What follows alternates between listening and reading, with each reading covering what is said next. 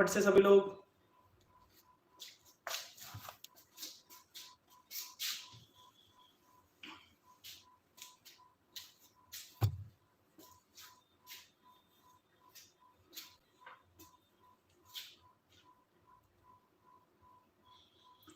देखो तो हम बात कर रहे थे बेटा, हम बात कर रहे थे कंसोलिडेशन की। कंसोलिडेशन में मैंने कहा था holding company for the purpose of consolidation 3 condition पे डिपेंड करता है कि कंट्रोल होना चाहिए, कंट्रोल होना चाहिए। कंट्रोल कहां से आता है? पावर से। और कंट्रोल कहां से आता है? रिटर्न से। ठीक है, 3 चीजों पे डिपेंड करता है। उसके लिए हमने कहा साहब, हमने कुछ एग्जांपल्स देखे थे, 3 एग्जांपल तो हमने कर लिए थे। ठीक है, वैसे ही कुछ और एग्जांपल्स हम कंटिन्यू करते हैं। ठीक है, देखो कंपनी है ए लिमिटेड, आप तो केवल एग्जाम्पल समझते जाइए। ठीक है, फिर हम इन सारे एग्जाम्पल्स को थ्योरेटिकली देख लेंगे। कंपनी कौन सी है? ए लिमिटेड। ए लिमिटेड के पास 70% शेयर हैं। किसके हैं साहब? बी लिमिटेड के। अब इसके अलावा एक मान लीजिए कोई एक्स लिमिटेड है,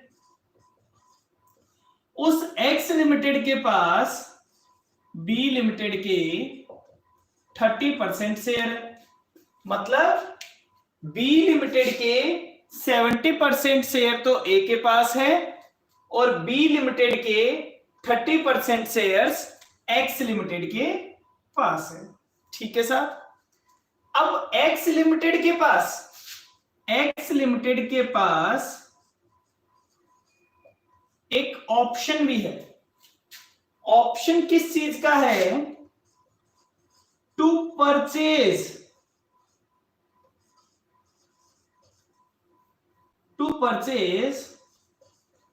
हाफ ऑफ शेयर होल्डिंग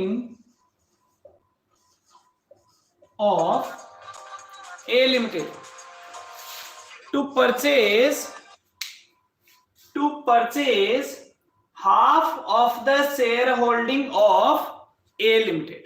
ठीक है साहब, ए लिमिटेड के पास 70% शेयर हैं बी लिमिटेड के, एक्स लिमिटेड के पास 30% शेयर हैं बी लिमिटेड के। साथ में एक्स लिमिटेड के पास एक ऑप्शन भी है कि वो अगले 2 साल में चाहे तो ए लिमिटेड के आधे शेयर खरीद सकता है। मतलब खरीदने के बाद एक्स लिमिटेड के पास कितने परसेंट शेयर हो जाएंगे?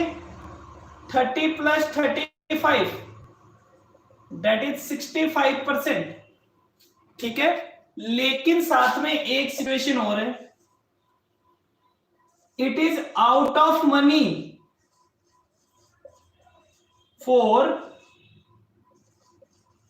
2 years, और 2 साल तक एक्स लिमिटेड के पास पैसा नहीं है। ठीक है साहब, वापस से सिचुएशन समझिए। ए लिमिटेड के पास आज के दिन 70% शेयर है बी लिमिटेड में, एक्स लिमिटेड के पास 30% शेयर है बी लिमिटेड में। साथ में उसके पास एक ऑप्शन भी है कि वो चाहे तो इसके आधे शेयर खरीद सकता है अगले 2 सालों में, लेकिन 2 सालों तक उसके पास पैसा नहीं है। साहब बताइए किसके पास पावर है? किसके पास पावर है? क्वेश्चन समझ में आ गया सभी को? फटाफट से बोलो बेटा, क्या क्वेश्चन समझ में आया? आपको सिचुएशन समझ में आ गई सारी? अपने आप को एक कंपनी का चीफ अकाउंटेंट मानते हुए, चीफ अकाउंट्स ऑफिसर मानते हुए आपको क्या सिचुएशन समझ में आ गई है? एक कंपनी का जो ओनर होगा वो आपको इसी तरह से सिचुएशन समझाएगा। क्या आपको सिचुएशन समझ में आ गई बेटा सभी लोगों को? Yes sir. अब मुझे बताइए कंट्रोल किसके पास है? ए लिमिटेड के पास है या एक्स लिमिटेड के पास है? कंट्रोल ए लिमिटेड के पास है। अंतिमा कह रही है ए लिमिटेड, हर्ष कह रहा है बी लिमिटेड, सत्यम कह रहा है ए, कोमल ए, निकिता भी ए, स्नेहा भी ए, यश भी ए लिमिटेड। ये कुछ लोग ए लिमिटेड इस तरह लिख रहे हैं जैसे ये ऑल्ट डी लग रहा है ना। हाँ चलिए चलिए चलिए। सौरभ बी लिमिटेड, ऐसा कैसे बेटा?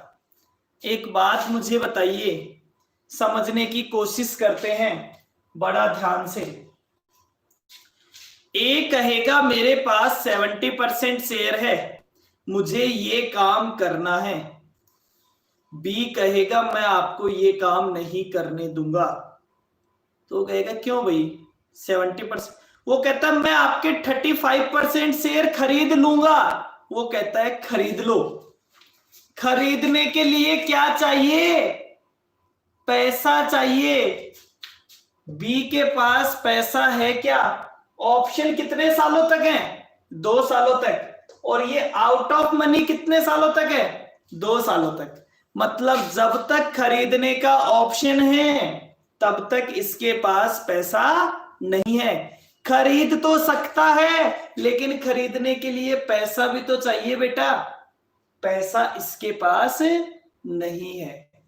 तो क्या इसके पास जो ऑप्शन है, ऑप्शन का मतलब हमेशा होता है राइट, इसके पास जो राइट है क्या वो राइट सब्सटेंटिव है? क्या राइट सब्सटेंटिव नहीं है। क्या इसकी शेयर होल्डिंग इतनी है क्या कि इसके पास कंट्रोल और पावर आ जाए? नहीं आ सकता। तो बेटा कंट्रोल किसके पास है? कंट्रोल ए लिमिटेड के पास है। सर इसका आंसर और किस वजह से है? Due to voting power. चलिए साहब मैं इसका आंसर बताता हूं आपको। प्रॉपर लिख नहीं रहा हूं लेकिन प्रॉपर बोल के बता रहा हूं आपको। क्या कह रहे हैं? ए लिमिटेड के पास कंट्रोल है, किस वजह से है? Due to share holding 70% and option of X limited to purchase share is not substantive. Substantive का मतलब है कि आज ये एक्सरसाइज होने वाली कंडीशन में ही नहीं है, सामने के वाले के पास पैसा ही नहीं है। ओके, क्या सभी को एग्जांपल क्लियर है? फटाफट से बताएं बेटा, क्या आपको एग्जांपल क्लियर है क्या?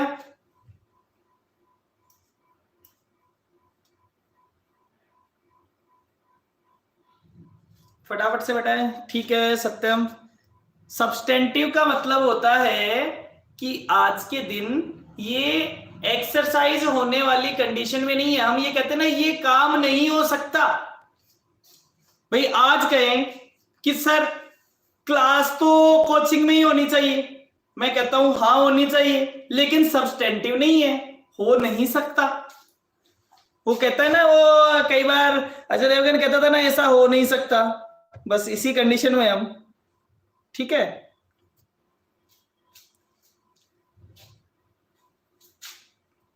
चलिए आगे बढ़ते हैं, नेक्स्ट एग्जांपल पे जाते हैं। सर कितने एग्जाम्पल है? मैंने कहा मेरे पास बहुत सारे एग्जाम्पल हैं। जितनी सिचुएशन हम समझेंगे उतना ही आगे चल के हमारे लिए चैप्टर करना इजी होगा, क्योंकि जितने केस हम बना लेंगे उतना ही हम आगे अच्छे से कर पाएंगे। चलिए साहब नेक्स्ट एग्जाम्पल की बात करता हूं। एक कंपनी है XYZ लिमिटेड, ठीक है, इसके 3 शेयर होल्डर है। ए, बी और सी, तीनों के पास कितना कितना शेयर है? टोटल शेयर की 1/3 1/3 और 1/3 शेयर होल्डिंग है। ठीक है साहब, ये जो कंपनी है ये किस चीज की कंपनी है? ये मान लीजिए हार्डवेयर के प्रोडक्ट बनाती है। ओके, और ये तीनों कंपनियां हैं, ए लिमिटेड, बी लिमिटेड और सी लिमिटेड। और ए लिमिटेड का बिजनेस भी किस चीज का है? हार्डवेयर के प्रोडक्ट का ही है। मतलब ए लिमिटेड का खुद का बिजनेस भी हार्डवेयर का ही है, और उसने 33% XYZ के जो शेयर खरीद रखे हैं, तो XYZ का बिजनेस भी हार्डवेयर का ही है। ये बी लिमिटेड क्या है? ये एक म्यूचुअल फंड है जिसने इसमें पैसा लगा रखा है, और ये कोई एक इन्वेस्टर है जिसने पैसा लगा रखा है। ठीक है, मैं कह देता हूं कि ये कोई एक बैंक है जिसने XYZ में शेयर खरीद रखे हैं। ठीक है साहब, तो XYZ एक हार्डवेयर प्रोडक्ट वाली कंपनी है, उसमें 3 अलग अलग कंपनियों ने शेयर खरीद रखे हैं, 33%, 33% और 33%। ए लिमिटेड का भी बिजनेस हार्डवेयर का है, बी लिमिटेड एक म्यूचुअल फंड वाली कंपनी है जिसने इसमें पैसा लगा रखा है, सी लिमिटेड मान लीजिए एक बैंक है जिसने इसमें पैसा लगा रखा है। ठीक है साहब, पक्की बात है? ओके, अब आप मुझे एक बात बताइए, अब आप मुझे एक बात बताइए कि साहब आज के दिन कंट्रोल किसके पास है? मैं कुछ और ऐड कर देता हूं, मैं कुछ और भी ऐड कर देता हूं। क्या ऐड कर दूं? मैंने कहा ए लिमिटेड के पास डिबेंचर भी है। कौन से डिबेंचर है? ए लिमिटेड के पास कौन से डिबेंचर है? कन्वर्टेबल डिबेंचर है। ठीक है साहब, ए लिमिटेड के पास कौन से डिबेंचर है? कन्वर्टेबल डिबेंचर है। और अगर ये इन्हें कन्वर्ट करवा लेता है तो इसकी शेयर होल्डिंग कितनी हो जाएगी? टोटल 60% हो जाएगी। इसकी शेयर होल्डिंग कितनी हो जाएगी? इसकी शेयर होल्डिंग हो जाएगी 60%। अब आप बताइए कंट्रोल किसके पास है और किस वजह से है? कंट्रोल किसके पास है और किस वजह से है? सबसे पहले तो आप मुझे बताइए इस कंपनी को मैनेज कौन कर रहा होगा? अगर मान लीजिए मैं ये डिबेंचर वाली कंडीशन नहीं भी लगाता, सबसे पहले तो समझिए कि मान लीजिए डिबेंचर वाली कंडीशन है ही नहीं, केवल इतना ही क्वेश्चन है, 33%, 33% और 33%। आपकी बुक में जो एग्जांपल दिया हुआ है उसमें डिबेंचर की कंडीशन भी लगी हुई है। मैं कह रहा हूं एक बार आप डिबेंचर की कंडीशन को रहने दीजिए, डिबेंचर की कंडीशन को छोड़ के मुझे बताइए, डिबेंचर की कंडीशन को छोड़ के मुझे बताइए कि कंट्रोल किसके पास है? ए लिमिटेड के पास। क्यों है ए लिमिटेड के पास? क्योंकि सेम लाइन ऑफ बिजनेस है। एक बात बताओ, ये एक म्यूचुअल फंड वाली कंपनी क्या जाके इसको चलाएगी? क्या इसका बिजनेस मैनेज कर लेगी? हार्डवेयर कंपनी का नहीं करेगी। क्या ये बैंक जाके उसका बिजनेस मैनेज करेगा? नहीं करेगा। क्यों नहीं करेगा? क्योंकि बिजनेस मैनेज कौन कर रहा होगा? ए कर रहा होगा। ये सेम लाइन ऑफ बिजनेस है। ठीक है, क्यों हम कह रहे हैं? क्योंकि ये सेम लाइन ऑफ बिजनेस है। अगर आपको पलट के कह दिया जाता है सर हमें क्वेश्चन में कह रखा है कि बी लिमिटेड मैनेज कर रहा है, तो फिर तो भैया बी लिमिटेड मैनेज कर रहा है। कंट्रोल किसके पास है? बी लिमिटेड के पास। अगर आपको कह दिया जाए कि सी लिमिटेड मैनेज कर रहा है, तो फिर कंट्रोल किसके पास है? सी लिमिटेड के पास।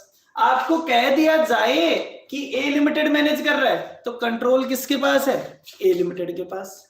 अब किसी भी एक के पास कंट्रोल है तो सब कंसोलिडेटेड बैलेंस शीट बनाएंगे, तीनों जनों के पास है तो तीनों कंसोलिडेटेड बैलेंस शीट बनाएंगे। डन। लेकिन प्रॉब्लम कहां है? आपको क्वेश्चन ने कुछ नहीं कहा। अब आप क्या समझेंगे भैया, कंट्रोल किसके पास है? इतनी इंफॉर्मेशन देके छोड़ दी, तो हम क्या कहेंगे कि अगर प्रेजेंटली कंडीशन देखी जाए तो A is in the situation to manage the company due to same business line, hence A is control over the business due to shareholding and due to managing the business. Okay, due to power of managing the business. Okay बेटा, ये तो तब है जब मैं debenture को side में रख देता हूं, ठीक है। ऐसा क्वेश्चन दे नहीं रखा, बट ऐसा कभी दिया जा सकता है। अब मैं आ गया जो आपकी बुक में एग्जाम्पल दे रखा है, इतना तो है ही है। ए के पास कन्वर्टेबल डिवेंचर है और शेयर होल्डिंग 60%, और मैं ये भी कह देता हूं ये भी क्या है, आउट ऑफ मनी है। अब आप उस बात को भूल जाइएगा कि साहब मैनेज ये कर रहा है। अब बात आ रही है डिवेंचर की, मैं हटा देता हूं, चाहे अगर आपको कंफ्यूजन लगे तो मैं हटा देता हूं। ये लीजिए, ये क्या है, तीनों के पास 33% शेयर है, इसके पास कन्वर्टेबल डिवेंचर है।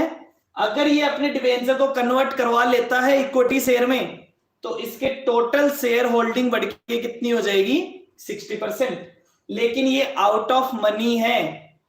क्या ए के पास, अब क्वेश्चन ये है, क्या ए के पास कंट्रोल है या ए के पास कंट्रोल नहीं है? जल्दी बताइए, क्या ए के पास कंट्रोल है या ए के पास कंट्रोल नहीं है? जल्दी से बताइए।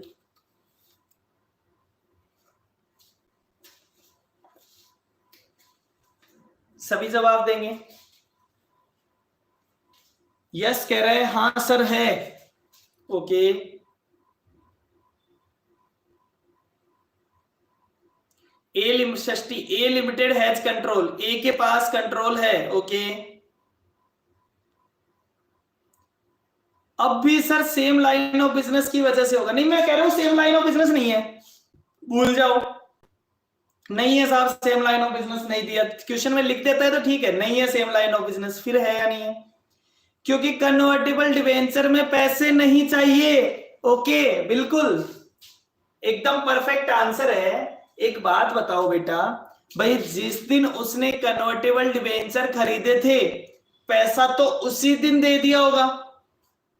अब उसे पैसे की तो जरूरत ही नहीं है, और उसे मैं तो ये कहता हूं कि कन्वर्ट करवाने की भी जरूरत नहीं है। वो 33% की होल्डिंग है, वो कहता है मैं तो ये काम करूंगा। अगर बी उसे मना नहीं करता है तब तो ठीक है। जिस दिन बी उसे मना करेगा, वो कहेगा मेरे डिवेंचर कन्वर्ट करो, और फिर वो काम कर लेगा।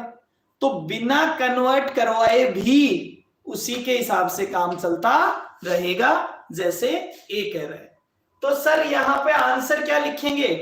ए के पास कंट्रोल है due to share holding and due to power of convertible debenture. Okay, is it okay?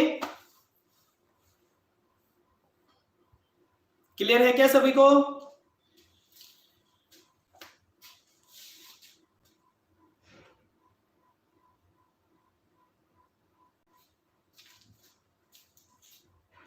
जल्दी बताएं बेटा।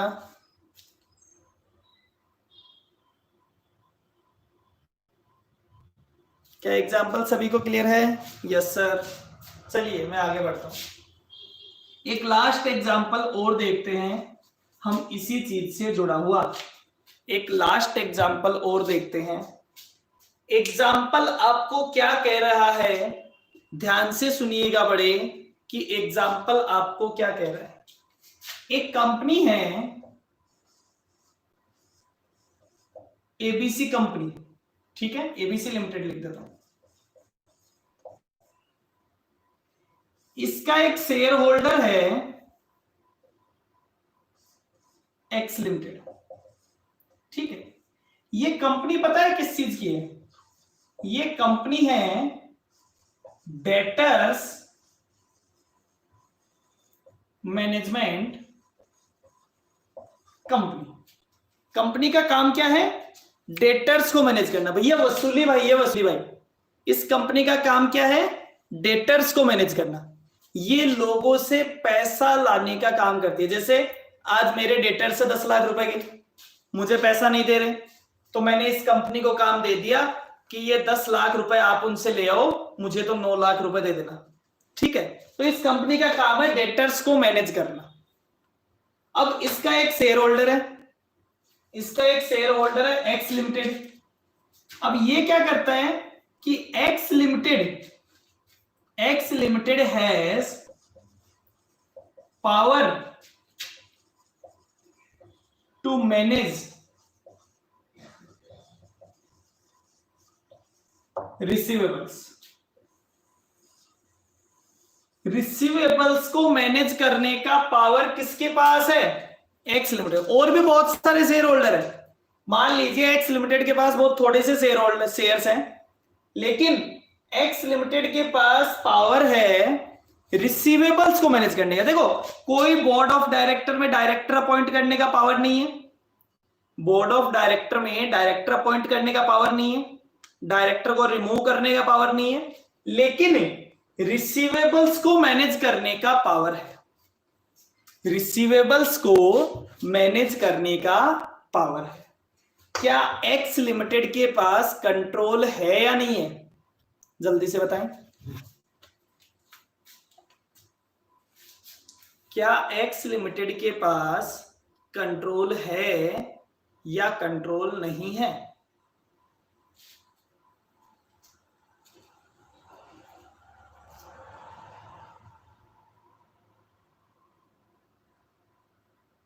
कंट्रोल है। किस वजह से कंट्रोल है Harsh? X limited because core activity पे कंट्रोल है। बिल्कुल परफेक्ट अंतिमा, कोर एक्टिविटी पे कंट्रोल है। वो चाहे तो सब्सिडरी की रिटर्न्स को वेरिएबल कर सकता है, वो चाहे तो सब्सिडरी की रिटर्न को वेरिएबल कर सकता है। सब्सिडरी का काम, सब्सिडरी की सारी रिटर्न ही किस पे डिपेंड करती है? एक्स लिमिटेड पे, कि एक्स लिमिटेड किस तरह से काम करता है। सब्सिडरी की सारी रिटर्न्स ही किस पे डिपेंड करती है? एक्स लिमिटेड पे डिपेंड करती है।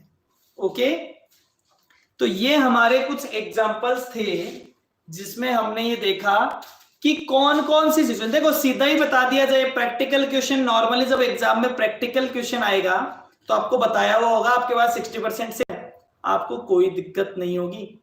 लेकिन हो सकता है कि एग्जाम में हमसे एक ऐसा क्वेश्चन पूछ लिया जाए 8 मार्क्स में, डिफाइन कंट्रोल, या फिर ऐसे 5-7 एग्जाम्पल, 5-7 केस दे दिए जाएं और हर केस के 2-2 मार्क्स करके आपके पास एक 15 मार्क्स का, एक 12 मार्क्स का क्वेश्चन बना दिया जाए। अब अगर आपको आता है, डेफिनेशन आती है, तो भैया ये बोनस के नंबर है, आराम से ले लो। और अगर आपको नंबर नहीं है, आपको इसका आंसर नहीं आता, तो भैया फिर आप कुछ प्लस माइनस नहीं कर सकते, आपसे आंसर पूरा नहीं होगा। ठीक है, तो हो सकता है कि ऐसा क्वेश्चन हमसे पूछ लिया जाए, क्योंकि अभी तक इसके बहुत ज्यादा डिस्क्रिप्टिव प्रैक्टिकल क्वेश्चंस आपकी मॉड्यूल में नहीं दिए हैं। ठीक है, ठीक है, दे रखे हैं, but to the extent level तक अभी नहीं दे रखे। तो हो सकता है कि वो आपसे एग्जाम में कोई ऐसा क्वेश्चन भी पूछ लें जिसमें ऐसे 3-4 केसेस बना दें और हर केस के 2 मार्क्स 3 मार्क्स का आंसर कर सकते हैं। ओके, चलिए साहब, ये तो बात थी कि आपको कंसोलिडेशन करना है या नहीं करना, कंसोलिडेटेड अकाउंट्स बनाने हैं या नहीं बनाने। ठीक है, इसके आगे की कुछ बात और करनी है। एक बात मैंने आपको पहले ही बता दी कि क्या एक्स लिमिटेड या व्हाटएवर कंपनी जो होल्डिंग कंपनी है, जब कॉन्सोलिडेटेड अकाउंट्स बनाएगी तो क्या अपने खुद के अकाउंट्स नहीं बनाएगी क्या? सर, खुद के अकाउंट्स अकेले के हमेशा बनाने और प्रेजेंट करने कंपलसरी है। उन्हें क्या कहा जाता है? उन्हें कहा जाता है स्टैंड अलोन फाइनेंशियल स्टेटमेंट। इन्हें सेपरेट फाइनेंशियल स्टेटमेंट भी लिखते हैं, लेकिन हम एक बेटर वर्ड बोलते हैं स्टैंड अलोन, मेरे अकेले के फाइनेंशियल स्टेटमेंट। इसी के अलावा इन एडिशन में बनते हैं, इसके इन एडिशन में बनते हैं क्या? Consolidated financial statement. इसे भी CFS कैश फ्लो की तरह कॉन्सोलिडेटेड फाइनेंशियल स्टेटमेंट्स कहते हैं। ओके बेटा, तो स्टैंड अलोन हमेशा बनाने पड़ेंगे। ऐसा नहीं है आपने कॉन्सोलिडेटेड अकाउंट्स बना लिए तो आपको स्टैंड अलोन अकाउंट्स बनाने की जरूरत नहीं है। ठीक है,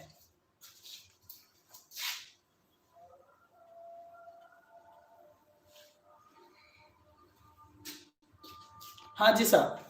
अब मैं और आगे चलता हूं। आगे क्या बोलते हैं?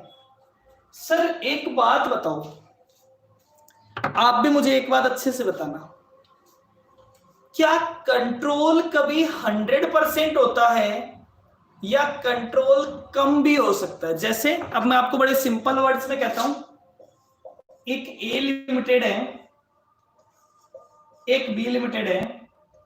ए लिमिटेड के पास 70% शेयर है बी लिमिटेड के, तो ए लिमिटेड का बी लिमिटेड की 100% असेट एंड लायबिलिटी पे कंट्रोल है या 70% असेट एंड लायबिलिटी पे कंट्रोल है? फटाफट से बताइए। ए लिमिटेड के पास 70% शेयर हैं बी लिमिटेड के। ओके, ए लिमिटेड के पास 70% शेयर हैं बी लिमिटेड के, तो जो ए लिमिटेड का कंट्रोल है वो 70% असेट या लायबिलिटी पे है या 100% असेट या लायबिलिटी पे?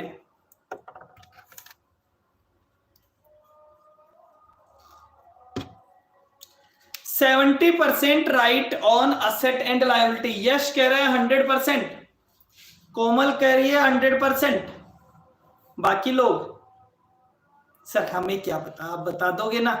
100 है तो 100 मान लेंगे, 70 है तो 70 मान लेंगे, झंझट खत्म, बात खत्म। हम क्यों बताएं सर? हरीश, कहने का मतलब तुम ये कह रहे हो कि मैं ए लिमिटेड, मैंने किसी कंपनी के 70% शेयर खरीद लिए, आज से मैं कहता हूं भैया आपका 100% मेरा। मतलब जब तुम अपनी सारी संपत्ति का 70% अगर मुझे सेल कर दो तो बस मैं कहूंगा अब तो तुम्हारा 100% मेरा ही मेरा है। ऐसा हो सकता है क्या? मैंने एक एस्पेक्ट रखा है, मैं हाँ नहीं भर रहा हूं 70 है या 100 है। मेरे बोलते सबने 70 लिखना स्टार्ट कर दिया। बताएं जी, तो हरीश 70 या 100?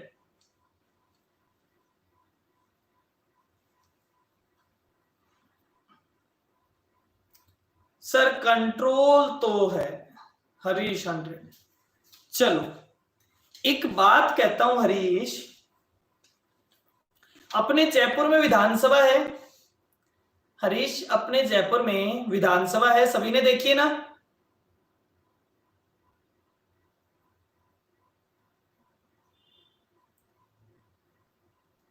हाँ सर, ठीक है।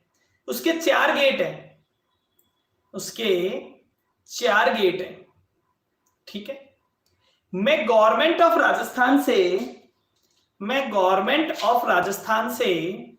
75% हिस्सा खरीद लेता हूं। जो विधानसभा है उसका 75% हिस्सा खरीद लेता हूं। ओके, 75% हिस्सा खरीद लेता हूं और 3 गेट पे अपना लॉक लगा देता हूं। 3 गेट पे अपना लॉक लगा देता हूं और 1 गेट पे गवर्नमेंट ऑफ राजस्थान अपना लॉक लगा देती है और मैं कहता हूं पावर मेरे पास है। क्या मेरे पास पावर है या नहीं है? क्या मेरे पास पावर है या नहीं है?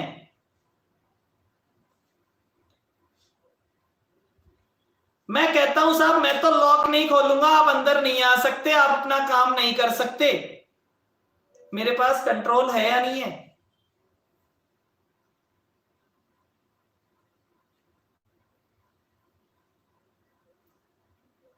है, 3 गेट का लॉक है।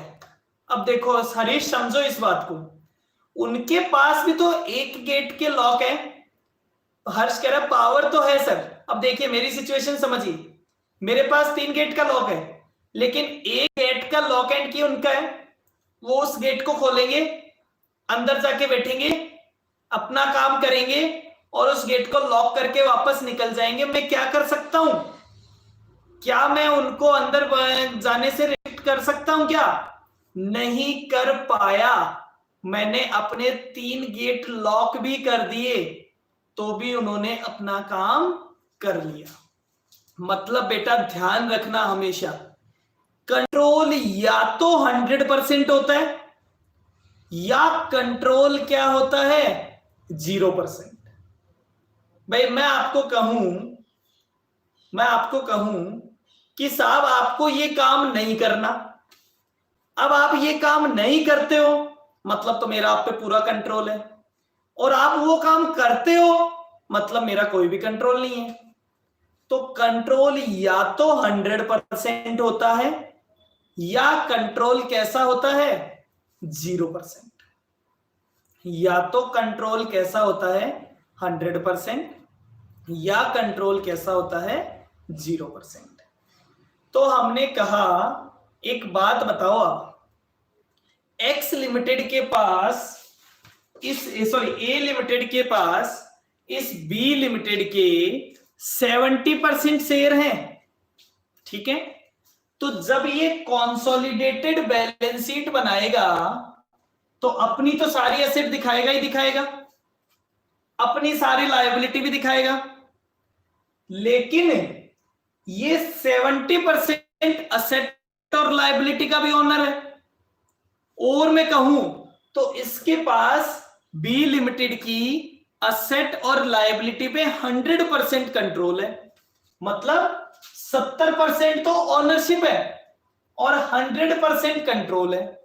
अब आप एक बात बताइए, जब ए लिमिटेड बी लिमिटेड की असेट और लायबिलिटी को अपनी बुक्स में दिखाएगा तो 100% वैल्यू दिखाएगा या 70% वैल्यू दिखाएगा? क्वेश्चन ये है, यही कंसोलिडेशन है बेटा। 100% वैल्यू दिखाएगा या 70% वैल्यू दिखाएगा? ए लिमिटेड जब कंसोलिडेटेड बैलेंस शीट बनाएगा तो उसकी खुद की एसेट पे तो उसका 100% कंट्रोल है, 100% ओनरशिप है, तो खुद का तो पूरा दिखाएगा ही दिखाएगा। बी लिमिटेड की एसेट पे 70% ओनरशिप है, कंट्रोल 100% है, तो 100% दिखाएगा या 70% दिखाएगा? 100% दिखाएगा या 70% दिखाएगा? हर्ष कह रहे हैं 70%, बाकी सब कह रहे हैं 100%। हर्ष बड़ा ध्यान से सुनो, जब ए लिमिटेड अपनी बैलेंस शीट बनाएगा तो वो 100% दिखाएगा। वो, अब मैं आंसर दे रहा हूं, 100% दिखाएगा। लेकिन सर ये तो गलत है, मैं मालिक 70% का हूं और मैं दिखा रहा हूं 100%। बेटा मुझे पता है गलत है, अब मैं क्या करूंगा? मैं कहता हूं कि साहब मैंने अपने यहां पे ए लिमिटेड की 100% असेट दिखा रखी है और 100% लायबिलिटी दिखा रखी है, लेकिन मैं मालिक कितने परसेंट का हूं? 70% का। तो 30% हिस्सा किसका है? 30% हिस्सा है माइनॉरिटी वाले लोगों का। 30% हिस्सा किसका है? माइनॉरिटी वाले लोगों का। क्या उनको बोल सकते हैं कि वो हिस्सा दूसरे लोगों का है? क्या ये बोला जा सकता है ना कि वो हिस्सा हमारा नहीं है? हमने हमारी बैलेंस शीट में दिखा रखा है, लेकिन वो हिस्सा हमारा नहीं है, वो हिस्सा बाहर वाले लोगों का है। तो क्या मैं अपनी बैलेंस शीट के लायबिलिटी साइड में वो 30% हिस्सा दिखा दूं? Only for 100% accounting. बिल्कुल। देखो मैंने क्या कहा, अब समझो कॉन्सोलिडेटेड बैलेंस शीट क्या होती है। कॉन्सोलिडेटेड बैलेंस शीट कहती है कि साहब इसमें ए लिमिटेड की तो असेट ऑनरशिप वाली होगी प्लस कंट्रोल वाली होगी। तो हम कहेंगे कॉन्सोलिडेटेड बैलेंस शीट में क्या क्या आता है?